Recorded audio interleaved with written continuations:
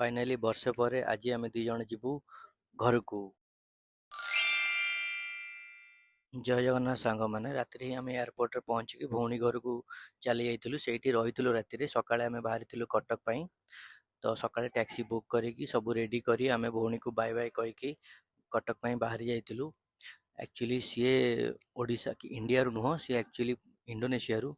तो तापाई सब किछि न्यू से किछि भी जानी नहीं कारण language different food different culture different तापाई सब किछि डिफरेंट। तो मते ही मैक्सिमम थिंग्स माने मते ही हैंडल करने को पड़ो। तो फाइनाली आम पहुँची जाइलु घरे जेहेतु आमर नुआ घर काम चली फर्स्ट टाइम सी जाइला आम घर को बाहागर पर एटा फर्स्ट टाइम आम नुआ घर को प्रवेश करूँ।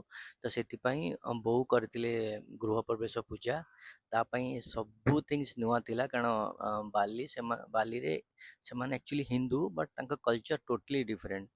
तो तापाई बहुत माने बहुत अलग थिला। तो आम घर काम भी जेहेतु चली तो मु लगी जाइली घर काम रे छोट छोट काम सब थिला घर बहुत असना होता सब सफा कर पड़ता बहुत किसी जिनस कि जोरा मत पसंद हो ना मुझे सारे चेष्टा करी ठीक करने को। तापर दिन से माने सासू बो लगी जाइए रोषे करने। तो मम्मी ता सहित कथा बहुत डिफिकल्ट थिला कारण मम्मी इंग्लीश रे कथा ही परिवनी आ सी ओडिया रे कथा ही परिवनी। तो दी जन बहुत डिफिकल्ट थिला।